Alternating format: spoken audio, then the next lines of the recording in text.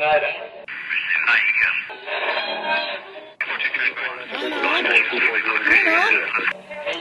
is that you? There, I think I got it.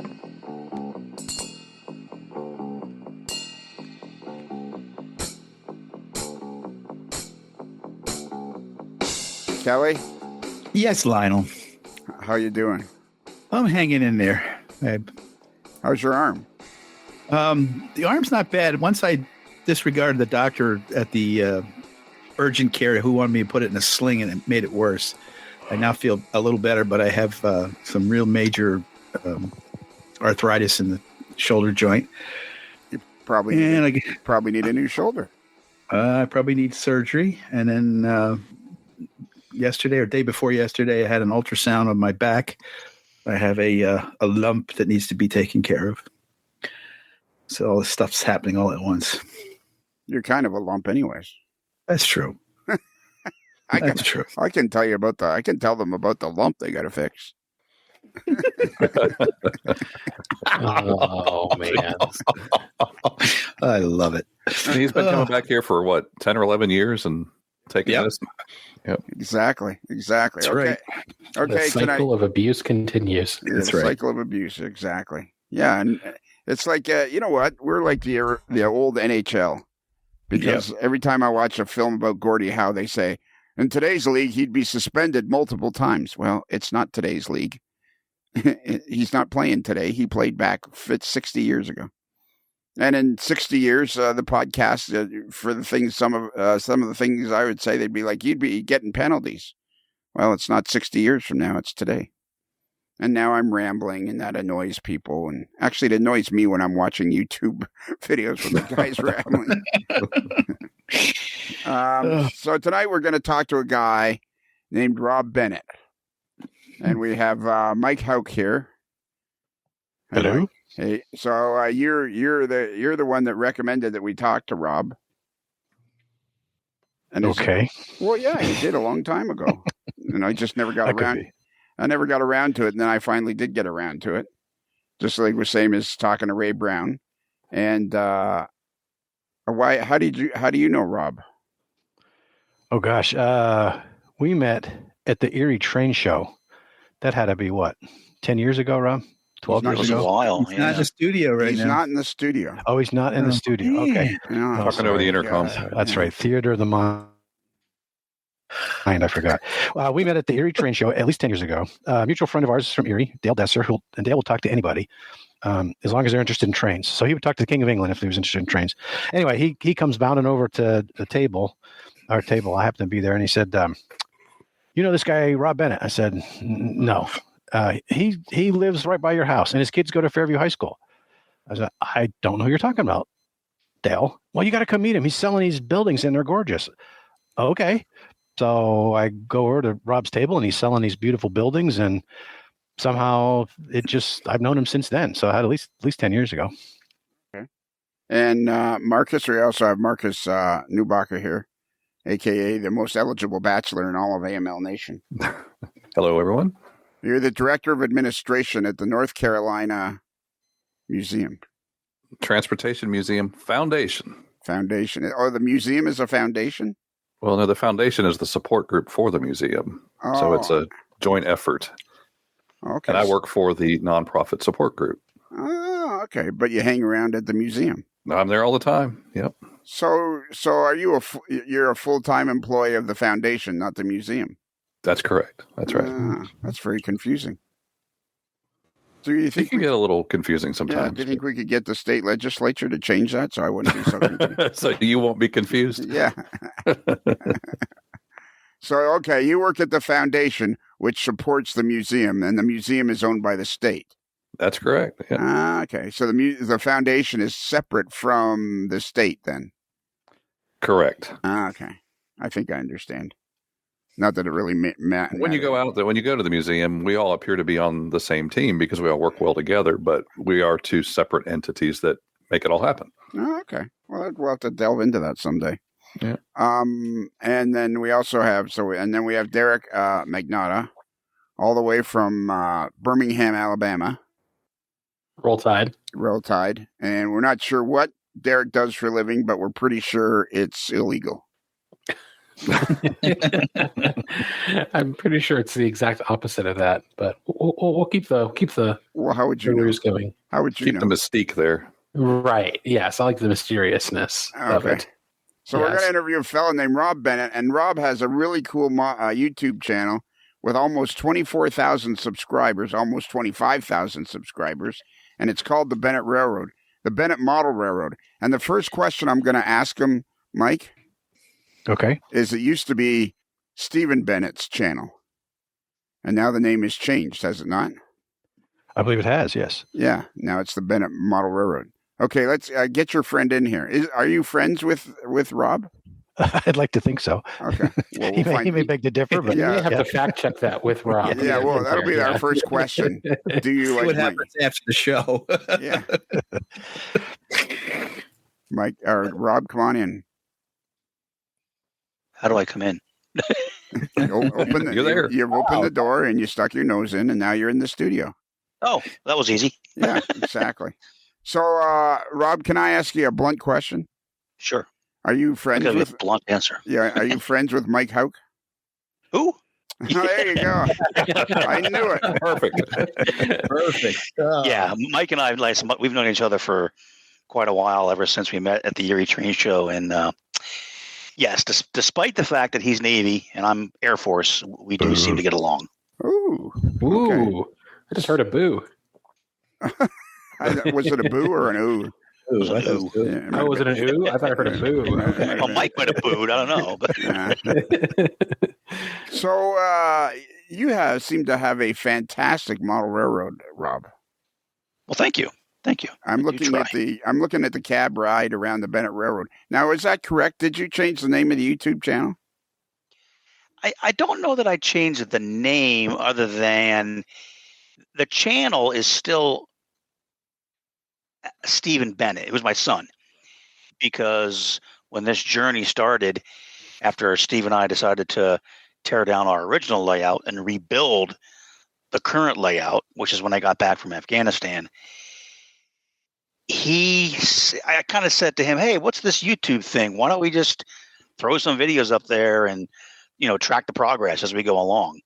And he was game for it. So he filmed everything. He posted everything and that kind of stuff. Then, of course, time goes on. He got older. He gets a job. He gets a car. He gets a girlfriend. And the railroad side of things kind of took a dip. Then I said, well, I took over. I think when I took over, I think I might have changed the banner. Now it's I just call it the Bennett Railroad because I'm not very creative and I can't think of a cool name for it. So that's all I call it. But channel wise, it really is still Steven's channel. Just because it's really hard to, especially since we got along and got some more people involved, more subscribers, to physically change the name. When I looked at it previously, I probably would have lost all the subscribers and basically started from scratch. Right. Yeah. I was I'm not going to do that. I'll just keep it the same. I don't really worry about that much. So there must be there is some way to change the name of the YouTube channel on the surface. Yes. On the surface, anyways. Yeah, on the very but the owner of the channel, it's still Steven. Right. So if you and him got in some sort of a fight about the Cleveland Browns or something, he could definitely turn it off. Yes. Yeah, he could just delete it all. Yeah, that's true. He could. Yeah. Yeah. And of course, why would anybody fight about the Cleveland Browns? It's just not worth the effort. Yeah. It's really not. I think I should clarify, Rob, are you a fan of the Cleveland Browns? I can't say I'm a diehard fan. Okay. I'm actually a Miami Dolphins fan. So nice. it's been a tough 30 years. But, Either franchise, really. Well, I was going to say, it would be a tough 30 years with the Browns, too. Well, that's very, very true. Yeah. But in this area, there's definitely, Mike and I are in the Erie area, so it's definitely heaviest, I would say, Steelers. And then there are some Cleveland fans. There's some Buffalo fans.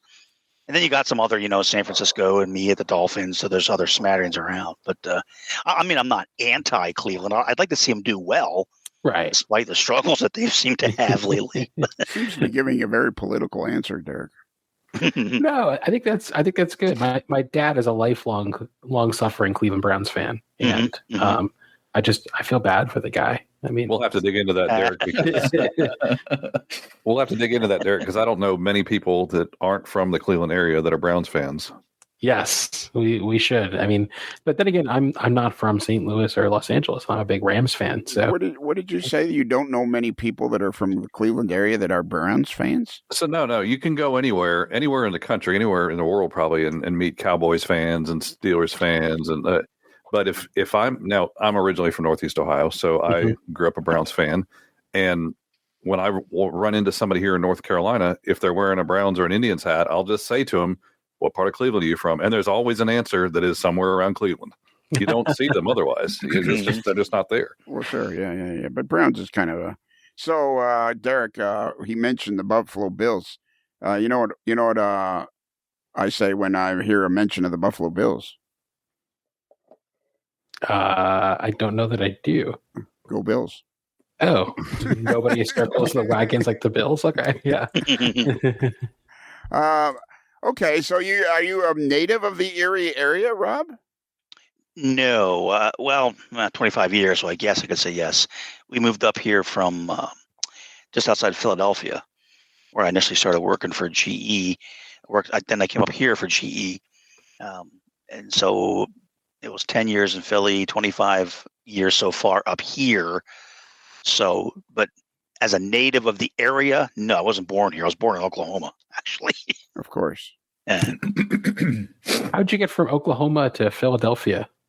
Well, I was born in Oklahoma because my dad was in the Air Force, and I was born at Altus Air Force Base. Okay. My dad was a missileer, and then he got out of the Air Force because I came along. And through growing up and whatnot, we just when I got the first job I got was actually in Pittsburgh. I spent 3 years in Pittsburgh, and then got a job in Philadelphia, and spent 10 years there, and then the 25 years since that point have been up here in Erie. Where in Philadelphia? Ben Salem. Oh, okay. Yep. Northeast Philadelphia. Yep. Did you say your dad was a Musketeer? No. He was a missileer. Oh boy. He might have been a Musketeer. I don't know. Hey, what he did with my mom, I'm not going to get into that. But I've never heard the term missileer before, but I had to Google it, and now it just sounds really cool. Mm-hmm. Yep, he was on the Atlas missiles. Yeah. Oh, really? Mm-hmm. Wow. So you work for GE, the locomotive company? I did. Right now, I don't. It's a long, convoluted history. But when I first started, I started working for Westinghouse in Pittsburgh as a transformer designer. And then they wanted to move me to St. Louis, and I wasn't hip to that jive. So I went back to Philadelphia, started working for GE at a service center, transformer repair center there. That went on for 10 years. And then they wanted me to move to Atlanta to be a master black belt, which was the Six Sigma thing going on at GE at the time.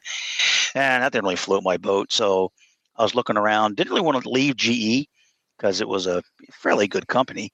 And I found a spot up here in Erie at GE Transportation. So I moved up here and was there 10 years. And then a guy from the old business that worked with me in the Philadelphia service shop called me up, said, "Hey, you want to come back?" I said, "Really? Do what?" He said, "Well, you'd probably work from home, and you get to go to visit all the service shops, and you kind of be a technical guy." I was like, "Oh, okay," and took that job and been there with them ever since, which was GE. Then GE sold it to ABB, and then ABB sold the shop I work with now, the Denver facility, Denver, Colorado, to IPS. So right now I'm an IPS employee, work for GE, ABB, IPS, basically doing the exact same thing. So 3 different companies, but doing the same thing. Out of Denver. I support the Denver, which is the only transformer facility in the IPS network. Real transformers, we call them, big stuff. And so, yes, so that's correct. I work for and support Denver. Of course you do. In Erie. In Erie, yeah, makes sense. Yeah. This is very strange, Mike. We're going to have you and Ray and Rob on and try to investigate this everybody moving to Erie, Pennsylvania thing. It is strange. But it is what it is, I guess. Mm-hmm. Do you also, Rob, have a love of snow? I used to. Anymore, not so much. Or let me say, not as much. Although I will admit, working from home, it isn't obviously nearly as bad. But I find that I worry more about my wife who goes to work, about the kids who got to drive to work. So I'm just going crazy worrying about them. I'm sitting up here on my computer, watching train videos, drinking coffee. I'm like, hey, this is great. But I'm like, oh man, I hope my wife made it to work okay. Yes, because as we've discussed before, Erie is, for lack of a better description right off the top of my head, it's kind of like the armpit of the world when it comes to snow. In certain areas, yep. No, you're right. Yes, between Erie and Buffalo, certainly can get snow. Yep, between Erie and Buffalo, which will lead me quickly to the story of somehow my mom and dad back in the '80s somehow ended up on Interstate 90 halfway between Buffalo and Erie after the highway had been closed. Well, less traffic that way. Yeah, exactly. He ended up going. So then he ended up turning around and going westbound in the eastbound lanes, trying to find a way to get off the highway, and ended up back away west of Cleveland or west of Erie, trying to get out. But anyways, that's a snow story. There's many snow stories when traveling the Interstate 90 between Buffalo and Erie, Pennsylvania. Oh, I believe that. Yep. I'm watching this cab ride around your railroad. Man, what a beautiful layout you have. Well, thank you. How long have you been working on this particular layout? This one started, like I mentioned, Steve and I started building it, I'm going to say 2013, after I got back from Afghanistan. And we totally gutted the old layout, which was in a little back room, rebuilt the entire room just for this layout. A new workbench area for myself, and then it's got carpet, it's got drop ceiling, it was all drywalled. So I said, if we're going to do this, we're going to do it right. At least in terms of the room. I'm not saying I'm a good model railroader, but at least the room is pretty nice, because I knew I didn't want to be in the open basement, cinder block walls and concrete floor.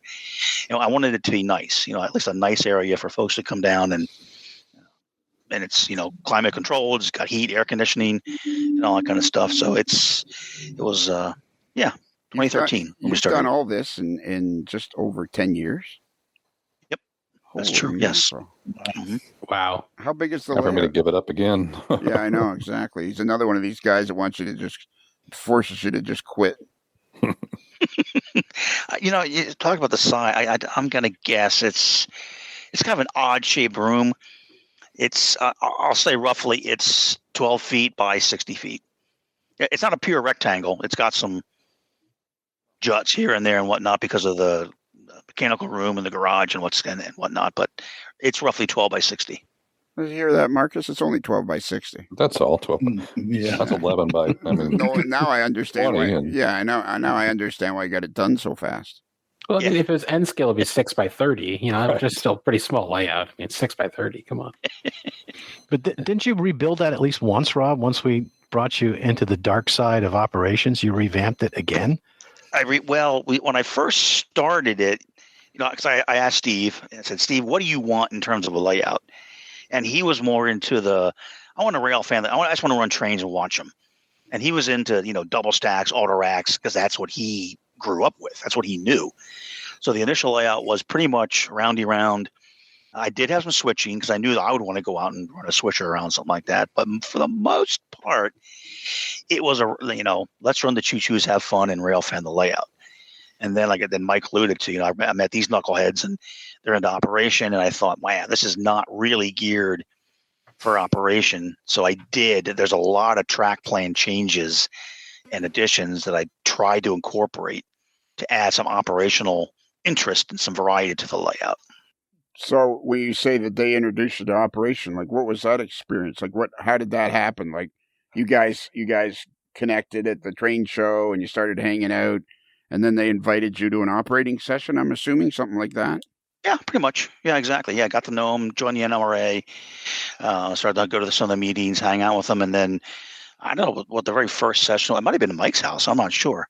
Was it? I don't know. Yeah. I can't remember, Mike, but went to Mike's house and operated there, and wasn't a very good operator at the beginning. Not that I am now, but and then went to some other local guys and just really kind of enjoyed it. I said, this is fun because this way the trains actually do something instead of just running around in circles, which can get boring pretty quick. So that's what and that was all the guys, Mike, and he mentioned Dale Desser, Brad White had a layout, Bill Schauf has a really nice layout, and so just got into it and go to their houses and running trains and said, I got to change my layout so it's a little bit more operational. So do you remember roughly, not specifically, but roughly, like how long had you known these guys? Because you say you started this layout in 2012. So somewhere along the way, you ran into these guys and started hanging out with them. Like how old was the layout when you started operating and realized that you needed to make changes to your current layout in order for it to be more suitable for Yeah. Oh, boy, I'm going to have to guess. And I'm just going to round it. I'm going to say 5 years. I was a lone wolf for a while. Didn't even know Mike. And Mike literally is 5 minutes away from me, 7 minutes if we get hit by a train or stopped by a train. Don't get hit, please. Longer if you get hit by one. I'm going to say a lot longer. For 5 years, around 5 years, I'll say I was myself. And then, like I said, Steve, got cars and girls and other interests. And I was just doing it myself, building stuff and kept busy building the layout. And then after I met, these guys, Mike and the other compadres, that's when I started to get into the operations. And that's when I realized, oh man, I got to change some things. So I would say in the last 5 to 6 years have been quite a few changes and additions. I mean, the overall track plans remain the same, but I added some more switching. I added a staging area. I added a new factory, just different stuff along the way, geared, hopefully, more geared toward operations. Sure. And go ahead, Derek. Oh, I was just going to ask you, so give us an overview of the layout itself. Which railroad or railroads are you modeling, and sort of where does it start on the map and where does it end on the map? Okay, so I know that's really changed over time because of, I can't really say so. I have a prototype to be totally honest with you. It started out when Steve and I first did it. It was very loosely based on up here. The towns are kind of up here, and I actually modeled a scene where Route 98 goes underneath Norfolk Southern and the CSX. I don't have the NS there, but the CSX, and I actually went out and scratch built that bridge. So that's it. In a nutshell, it was this area, double track main line. So I figured if you're going to run trains, I've always heard double track, just do it. So we did it. It's all double track. And then my father passed away, and he meant a lot to me, obviously. And he was really, really into the Reading Railroad. Yay. So I started getting into the Reading Railroad. So at that point, I said, you know what? Because it started off all modern. Like I said, we had way too many Intermountain, auto rack cars, and I had double stack trains and all that kind of fun stuff. Over time, I sold all of that because my father had passed away, and I was like, I want to go back to the transition era. Always kind of liked that era. So I did, and I started getting, late 50s stuff, some steam, Reading steam, way too much brass. When I was deployed to Afghanistan. It's amazing, even from a freaking from the Kabul ISAF headquarters, how you can mail order through the internet brass engines. Anyway, wait, you were in Kabul ordering brass engines? That's correct. Yes, I mean that's pretty cool. Yep. Now it was on NATO unclassified. So I was on the SIPR system. It was on the NIPR. Which anyway, it was yes, that's where I was. We got 1,000. Now we're getting like 1,000 questions thing. Like Mike, you said he wasn't that interesting. Well, I would believe that, by the way. So how did you? Okay, so you described how you had a long career of working in Transformers and this company and that company, and now you work for a company whose home base is in Denver. Blah blah blah. But how does Afghanistan fit into all this? Oh, I was in the Pennsylvania Air National Guard for 28 years. Wow. As a civil engineering officer. So that they tapped me to deploy, after our whole unit deployed to Iraq. And then later on, toward the tail end of my career, just before I came back and started the layout in 2012, they tapped me to go to Afghanistan as an augmentee, basically, to go over there. So that's how I got into I've been in the Air Force for 28 years, or was. I retired in 15. So. And so, like, you're in the Air National Guard, and this is one of those situations where they could call up different, what are they, battalions or divisions or whatever? Well, we're squadrons. Don't be getting Army on me. Yeah, we're a squadron. See how prickly these Air Force guys are. So, yeah, that's correct. We could have been activated, and of course, this was a federal activation. When we went as a unit, they activated our entire unit to go to Iraq. When I got called up to go to Afghanistan, it was just myself. And so they just said, okay, oh, you're a lieutenant colonel, you're an engineer, boom, we want you over there. So I was like, oh, okay. Well, you can't say no. So that's the way that works. And of course, your company is required to keep the job for you when you come back, I'm assuming. That's correct. I got to say, when I went, I was with GE, and GE was very, very good in terms of taking care of the family. All the medical benefits continued while I was gone, and they supported me and came back to the same job when I got back, which kind of makes sense. I mean, GE is not a small company, and that they have a lot of defense, contracts and aircraft engines and other things. And so, yes, but GE treated me very, very well. Well, and that's part of what I consider the fun of the podcast is you discover lots about people other than just they like model railroading. You discover their lives, and it's always interesting to talk about because, I mean, here you are an avid. So I'm assuming while you were in Iraq or Afghanistan, you were getting your copies of the monthly magazines. I'm trying to think. I know the amazing thing was when I was over there through my wife, and then she obviously told people that I was deployed, and somehow they got out there, and I got all kinds of care packages, and they did have the magazines in them, mostly from my wife because she knows that that's kind of what I like. So I had, Craftsman, I think MR at the time, other stuff that she would buy and throw in a box and send over, as well as tons of hair care products, shampoos, toothpaste, you name it. I didn't know what to do with it all. I think a local church, got my name somehow and just sent me boxes and boxes and boxes of stuff. So yes, I did continue to look at the magazines, and you could, like I said, on the unclassified system, you had internet. We had internet access, so I could get on and, surf the net and do certain things, which I did. So how long of a stretch, as in months or years, were you actually in across the sea? Iraq was 3 months, and Afghanistan was 6 months in country. But the total was almost 9 months with train. There was a month of training ahead of time, and that was like 2 months training. Anyway, it was about 9 months total time, but it was only 6 months in country itself. Wow. And now I'm looking at this video called "Let's Have Some Fun," and it's from a year ago. It's just really annoying. How do you manage? So how do you manage to, like, what is your, because Mike, you've talked, and yeah, you don't mind conversation, you don't mind point counterpoint. Mike, you're not as I don't know what's the word. You don't get as much done as Rob does, obviously. No, that's why I hate him so much. Yeah, I know. Is it because he's so damn fast? I mean, it's just, I don't know. It's uncanny. He's just a machine when it comes to doing stuff. It's like a couple days a week, he sends an email out to our little group. Oh, here I was working on this Conroe GP15, and I just got it in the mail last week, and I've put a new decoder in it, and I've changed the details around. I've weathered it and painted it, and I think it looks pretty good. What do you guys think? And just looking at it, it's this masterpiece. And he's had the damn thing a week. I've got stuff under the layout I've had for 20 years I haven't touched. And meanwhile, he's rebuilt this whole layout. It's gorgeous, beautiful layout. And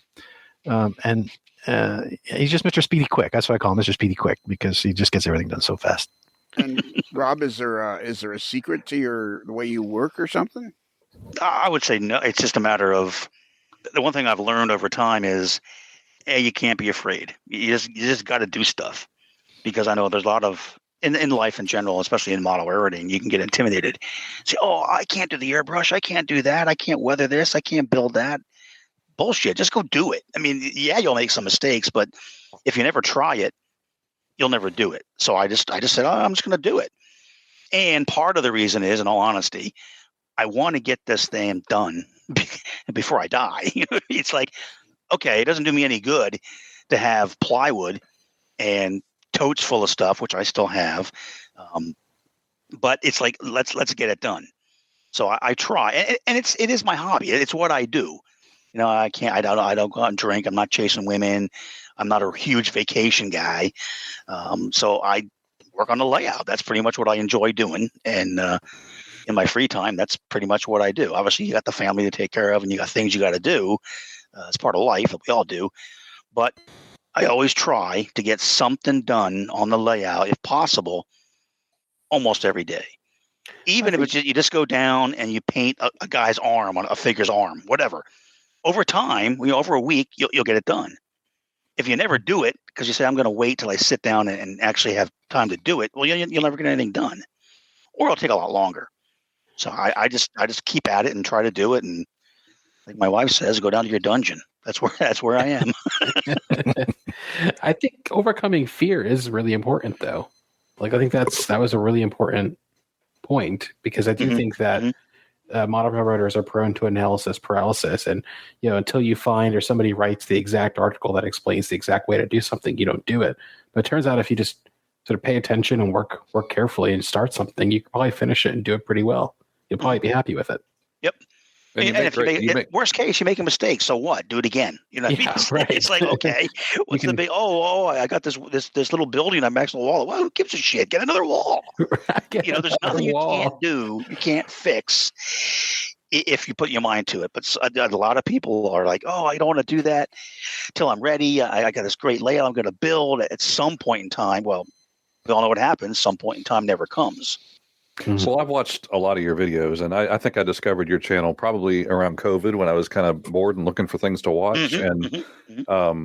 I've always been fascinated by your videos, both in the amount of stuff that you get done and that you have the time to do the stuff, but also record it and share it and make these really great videos. And I love the style of your videos where I know you say a lot of times you're rambling on and that kind of, but I like that. It's interesting. It's like you're standing in the room with the guy as he's working on his layout, and that's kind of cool. And I also like the fact that what you just said is you're not afraid to make a change. I know you've had several sections of the layout that you've pretty much ripped out and done again, right? Yes, that's correct. Yep. You don't like it, do it so you like it. I don't want to do scenery because if I put it up, what if I don't like it? Well, just rip it out and do it again.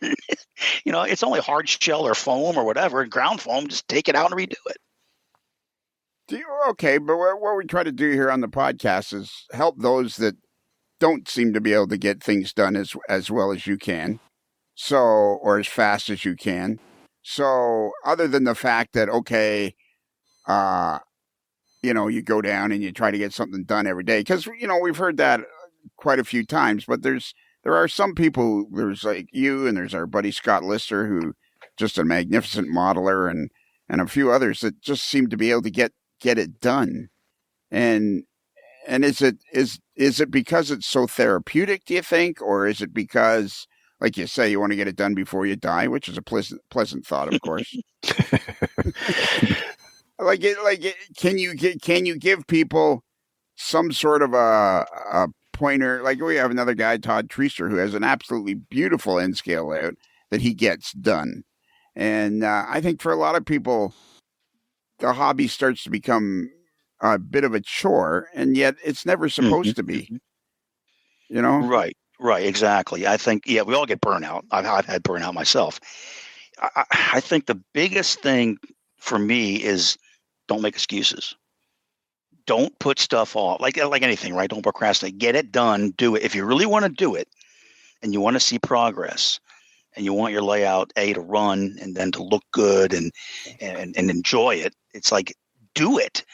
Don't sit around and say, oh, I can't do it tonight. I'm going to go watch The Simpsons or something like that. No, go downstairs, put that on in the other room. That's cool. That's fine.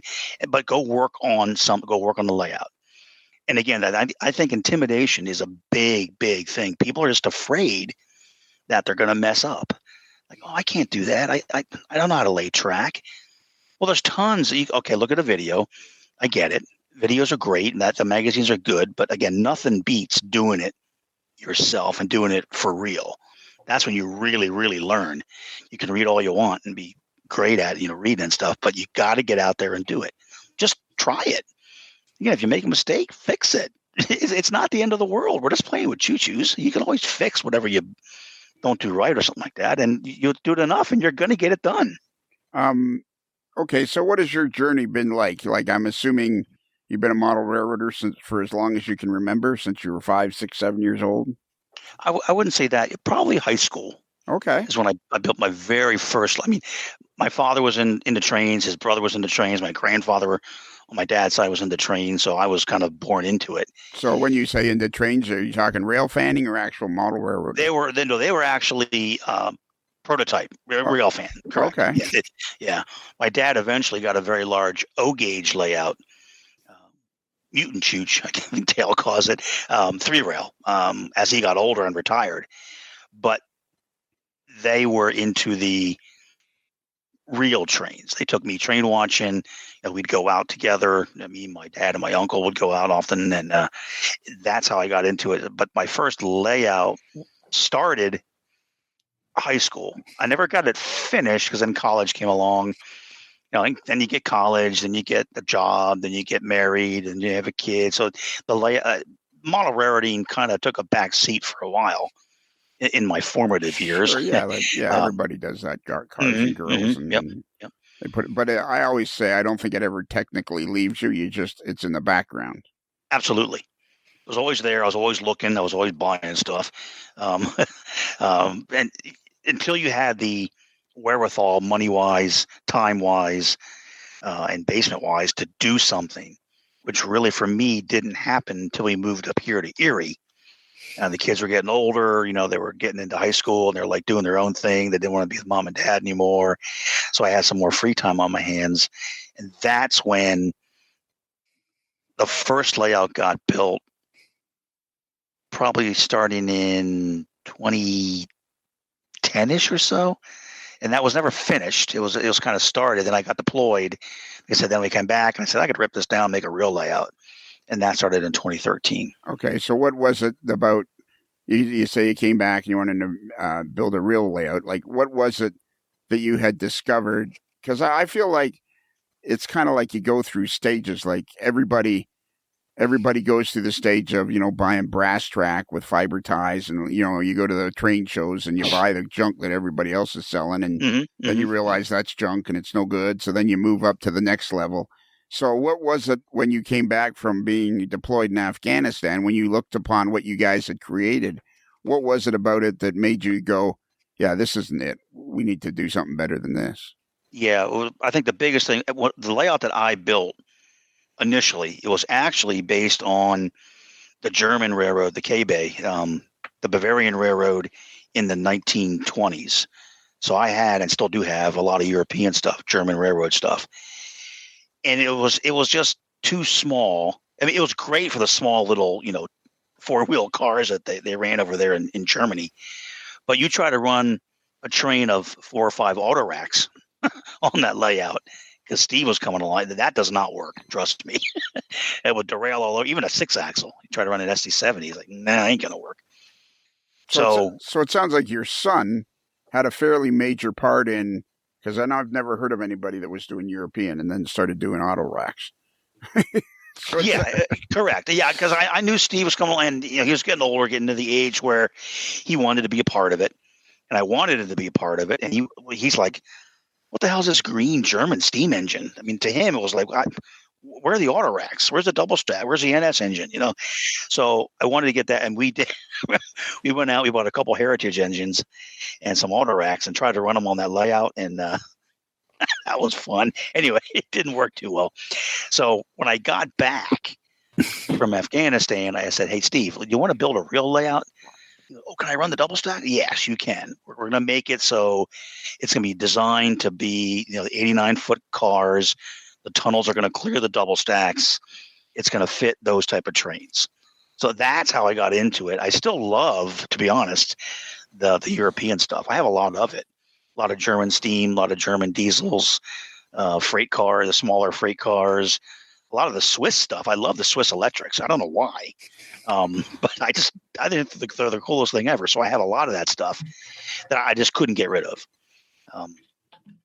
But the biggest part was, it probably was Steve. Yep, driving us to run I call them the real trains, but No, but I think that's an important, it's important in your particular story to recognize the fact that your son.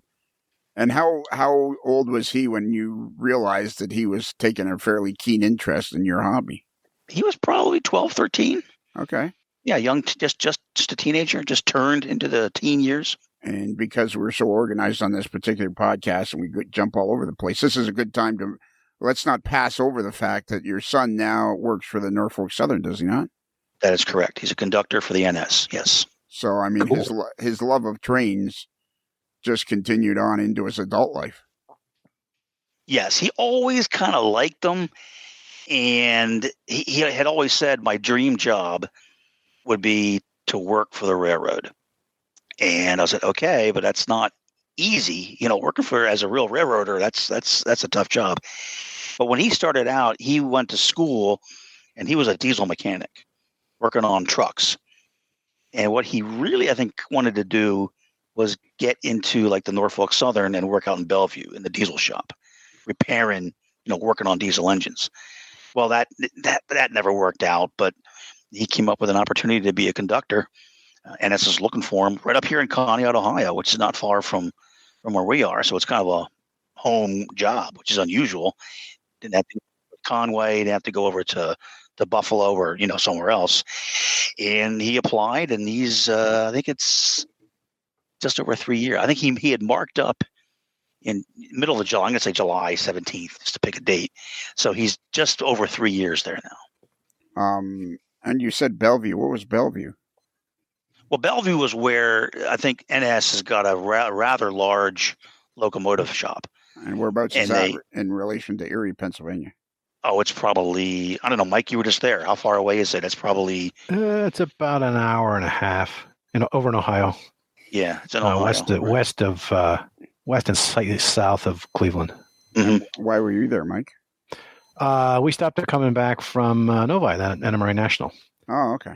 And there's a big junction there outside the western end of the big yard there, where a bunch of lines come in, and they have a little rail park there, and then just up the street is I think it's the Mad River Railroad Museum. Yeah, Mad River. Yep. Yeah. Mm-hmm. Yeah.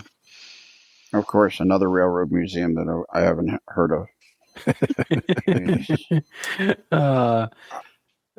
Go ahead, Derek. You sound like you're going to ask a question. I can tell. I was, but then I thought you were going to ask a question. Well, so I thought you were going to. I thought you were going to ask a question. Well, somebody ask a goddamn question. Okay. So then, I guess my question is: you put out a lot of content, and the content you put out, like it's not like super polished. Like, this is what I'm working on, and here's the finished result. But you show yourself working a lot.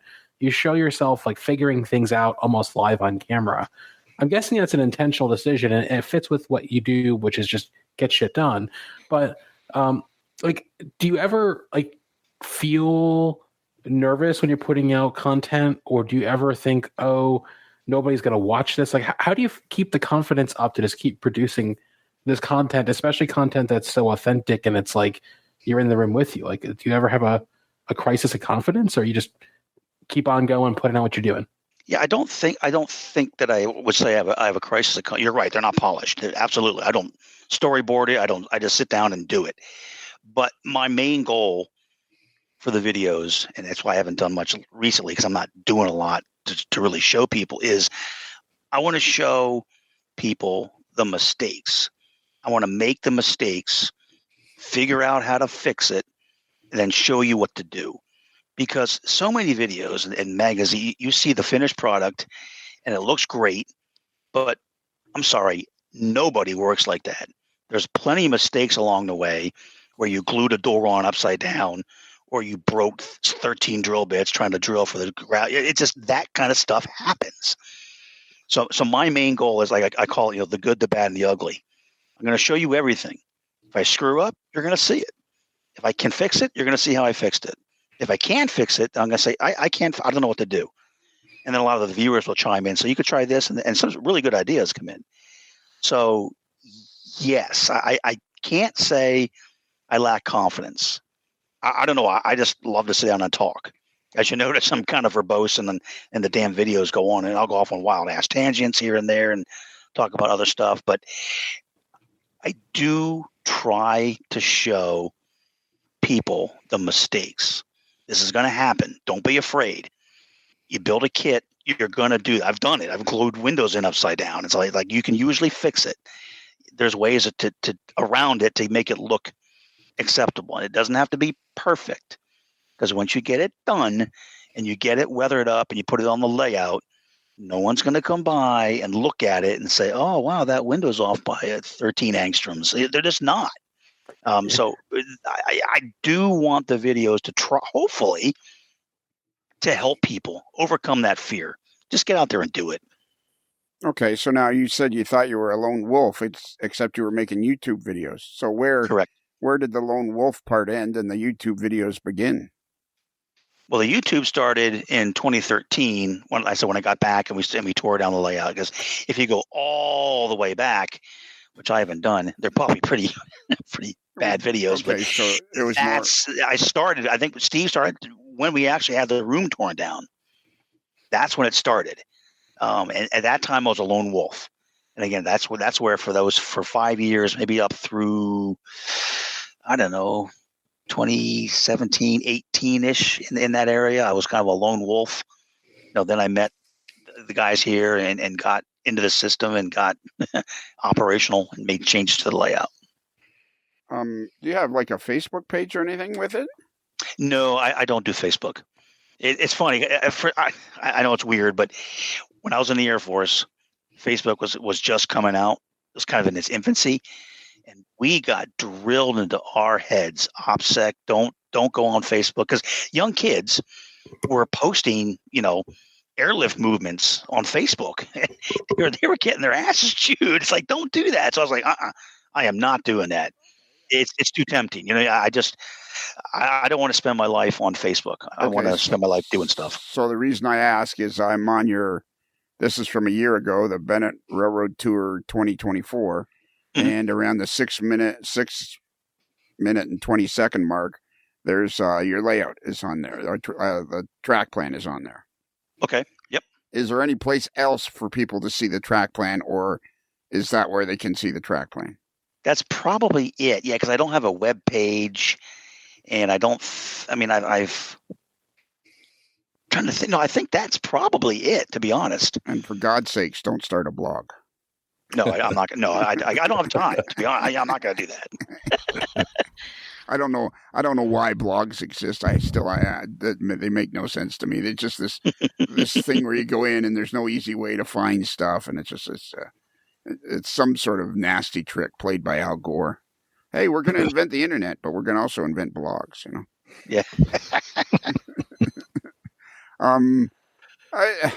You might want to think about starting a small web page or website, just because you got a lot of things that people would like to probably reference. Like the track. You're right. You're absolutely right. Yes. Like the track plan. I mean, okay, we found it, and 6 minutes 22 seconds of the Railroad Tour 2024, and there might be someplace else. But track plans are always fun to see because it gives you a better sense of. And I see now why you say it's like it's a 60 foot. It's long. The fact that the room is long gives you a chance to build a fantastic yard on the one wall, a nice long yard and everything like that. Now, when you were doing this particular track plan, did you have any guidelines? Like, it sounds like I'm always fascinated. I think model railroading, one of the things about model railroading is every layout, it's like snowflakes. Like every layout is different. Every layout is built differently. Everybody has different concepts. So it's like, what was it? How were you able to make a track plan? What was it in your head that, like, other than just having a long run, was there anything in your head that helped you do that? Yeah, nothing. that I should have done, according to the gurus of model railroading. No, I just said, again, that big yard, which is now Eugene Yard, named after my dad, was visible staging. That was, and it's all number 8 turnouts, because that was where we put the auto racks and the double stacks when they weren't running. That was open, visible staging. And I wanted to be able to run them around the room. So I just said, well, if I do this, I'll come out here and I'll put a peninsula in here. I can run up around. It's just the way it worked out. Like I said, it is based loosely, very, very loosely, on the CSX up through Erie, Pennsylvania. Because the towns are named for local towns around here. It is not at all anywhere perfect, and by a long shot. I'm not claiming that at all.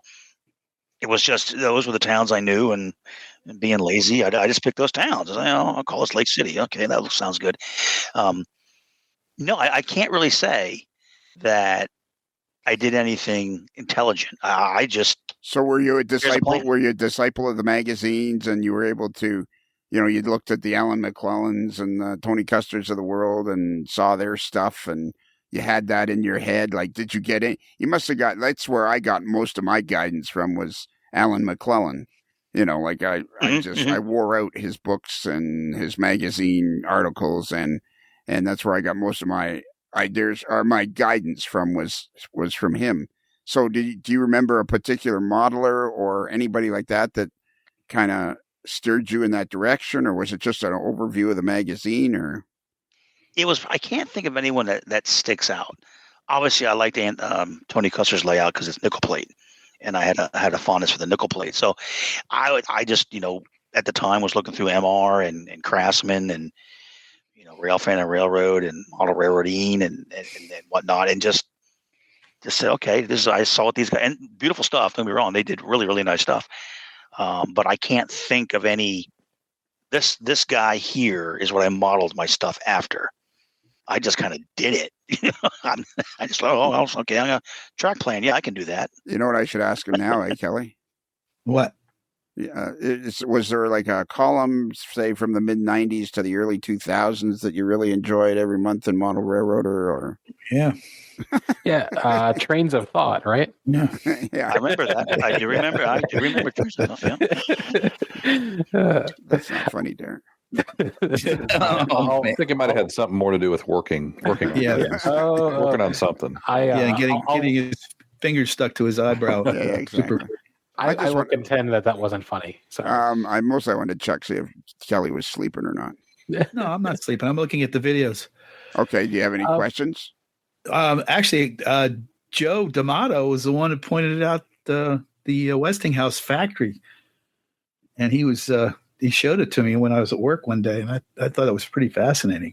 Oh, that was a great video. Yeah, the huge structure. Yeah. And you've got that built into some kind of alcove or something in the layout, right? Where you can it's deeper than the rest of the shelf in the layout. Yeah, it comes along and it's kind of set back because of the garage that's there, and then the mechanical room so yes, that's the main line kind of goes in front of it, and the factory area is to the back of that. And it was originally it was GE Pittsfield, because I work for GE, so I was like, I'll make the Pittsfield factory. Well, that didn't work out. The track plan, I didn't like it, so I ripped it all out. And for some reason, around that point, I started getting into Westinghouse. I went down to the Westinghouse Historical Society down in Mercer, the Mercer County Historical Society. Got a lot of good information on the Westinghouse Sharon facility, and just kind of liked it. So I said, I'm gonna model the Sharon facility. I didn't do it anywhere near the way it really was. It kind of fit the space that I had. It's much compressed. The track plan is not subsequent. Of course, now I have the track plan for the way it really was, so I could do it right, but I'm not going to go back and tear it out again. So it is a factory. It has all the attributes of a transformer factory. It's what I know. That's what I do for a living. So I kind of know what the factories have, what comes in, what kind of stuff, what the transformers look like, and I built it as best I could. It's pretty much all freelanced. But I knew they're going to have a big office area where they have the engineering, drafting, the admin area. They're going to have the factory part of it. They're going to have the high bay part of it. They're going to have an oil farm where the transformer oil and kerosene would come in. So it's all there. It's not nearly big enough, but it is relatively accurate as a transformer factory. Hey, Rob. Mm. How many Yes. cups of coffee do you drink every day? 2. Yeah, exactly. 2 in the morning. That's it, brother. 2 in the morning, man. That's How do what I bottle up whatever your energy I know, is? eh? I mean, That's it is, what, like, we got to yeah. get. This is what we got to keep questioning him until he tells us the secret. Now, I noticed Right. in the Westinghouse Transformer Factory video from 4 years ago, you're wearing a shirt to cover your belly. Yes. And do I see that you're using a cane there in that particular shot? I don't think so. I never used a cane. Oh, okay. You're No, leaning on that- something. That could very well be. I, I've had some medical issues over time. Yes. Yeah. Well, see, that's another issue I have with you, because I've had medical issues and I use that as an excuse not to get things done. And it's like you're just the opposite. You've had medical issues and you get more done. So it's just interfering. Man, you must have chewed through a ton. You must have chewed through a ton of cinders and and all the stuff. I'm looking at the long yard, and this is all right. You know what? We're going to finish part 1 of this 37 part trilogy. And okay, Kelly, can you give out our email address? Well, I was going to ask, we have a sponsor, don't we? Oh, geez. Oh, no. Oh, man. I forgot again. Yeah. I should have interrupted you before, but You should have. Yes, you should have. But what I was hearing was more interesting. That would have been a huge help. Yeah, I know. You're going to have to take a cut and pay. That's it. There goes my bonus. We're going to talk. So we do have a sponsor. It's White Rose Hobbies in York, Pennsylvania. And their URL is whiterosehobbies.com.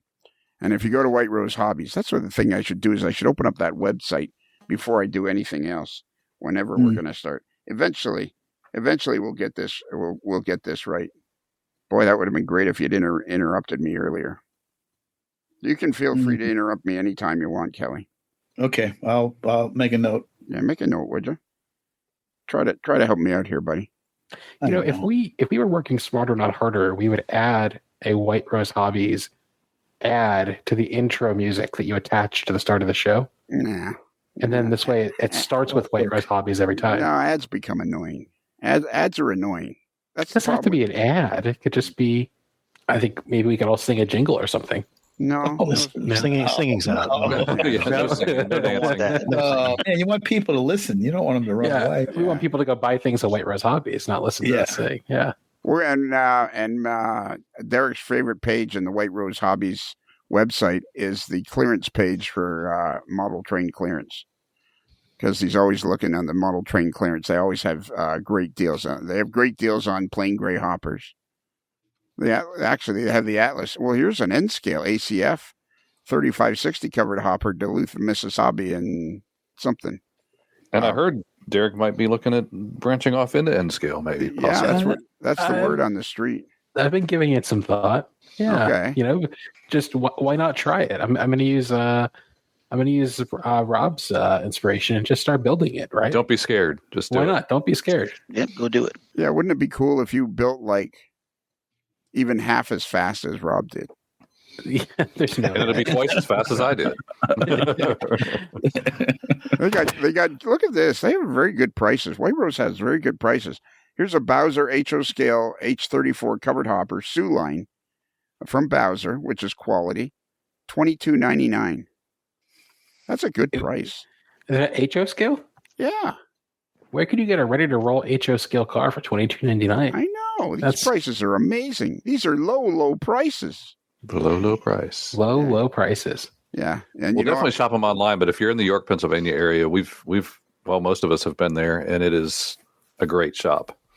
And they have everything from trains to paints and parts and cars and other things too. So it's an awesome place. And you know how they can offer such great prices, Derek? How's that? Volume. There used to be a guy in the Toronto area selling rugs. You know how I can get such great prices? Volume. It's too bad, Rob and Mike, you guys didn't live in Buffalo. Didn't move to Buffalo. I don't know. I'm not shedding many tears over it, but okay. Yeah, but then you would have seen all the Dan Creed Chevrolet commercials.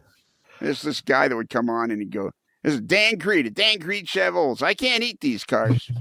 That's what, I can't eat these cars. yeah, I got a family to feed and bills to pay. I can't eat these cars. That's hilarious. We had a guy down here that would always do his finger up in the air and he'd go and he'd swirl around in a circle. He'd say, "Well, we're dealing." That was the end of his commercial every time. That's okay. So let's go with that for White Rose Hobbies. They got this Sioux Line covered hopper for $22.99 in HO scale. They can't. Ryan and Thomas can't eat these cars. They got families to feed and bills to pay. Drive it off the lot. Yeah, drive it off the lot. Exactly. I think okay, we you ready? cracked it. You ready for the email? Okay. The webs- Oh, we You can didn't just talk, do but We we were didn't, having fun. yeah, Oh, we were that's having true. fun. Yeah, we were having fun until you stopped us. Why did you do that? We were just having such a I want to great... get. I want to get out to part 2 Oh, okay. tomorrow. See, they have a blog too, but they don't very often add to it. See, blogs are like a pimple on the face of humanity. I'm trying to find where's their they have a place somewhere where it tells the address and the phone number. I'm trying to find it. Where is it? Oh, here it is. No, I can't find it. Why can't I find it? I found it last time. All right, I'll find it next time. All right, go ahead, Kelly. Give out the email. Yeah, if you want to reach us through the wonders of email, you can reach us at modeler'slife@gmail.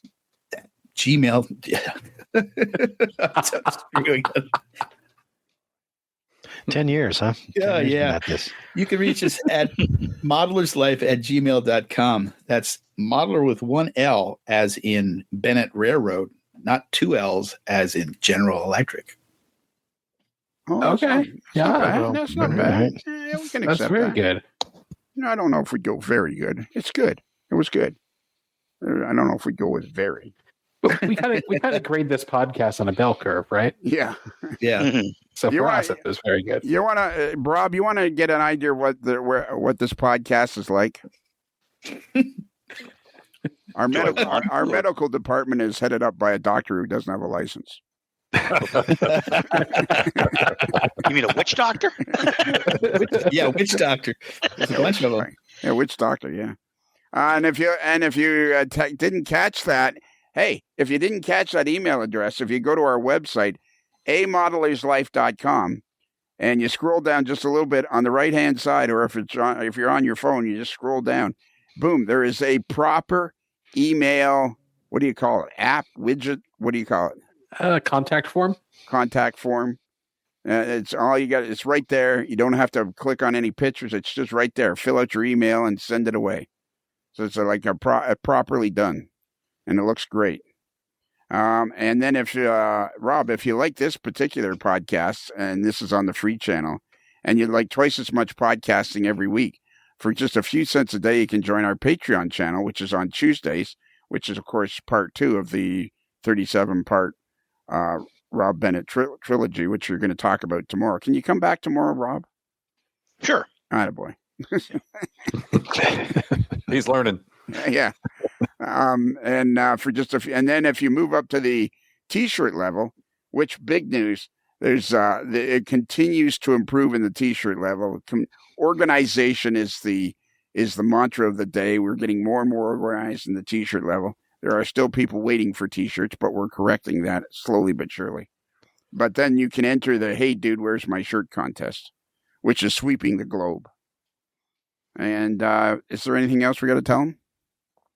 I don't think so. I think we got it, We have an ad in Railroad Model Craftsman in the August issue of Railroad Model Craftsman, and an advertisement for the podcast. Look for that. Yeah, I'm not sure that anybody's seen it, but it's there. And it's like on page 14 or something. Look. That's it. Okay. So now, Rob, what we need you to do is at the appropriate moment, we need you to say, with enthusiasm. Now, the key to this is there's no singing, there's no dancing, there's no interpretation of any kind. We just need an enthusiastic, happy rails to you. Okay. I Do can you do think you'll that. be able to handle that? I'll try. Yeah. All right. Well, Rob, as we close the barn doors on another episode of A Modeler's Life, and the sun slowly sets over the back 40, I guess there's nothing else left to do except for you to say, Happy rails to you.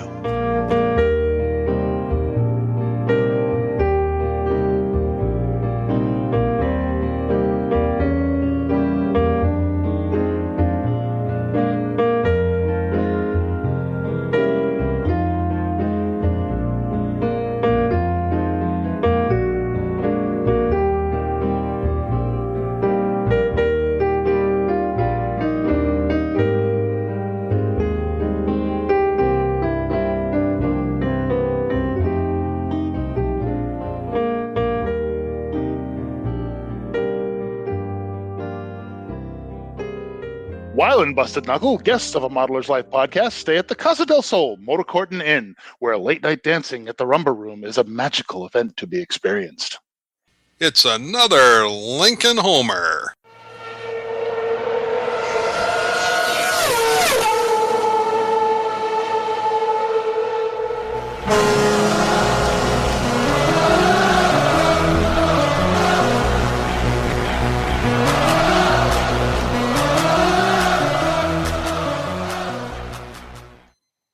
okay, so I was hoping for enthusiastic, but that'll do.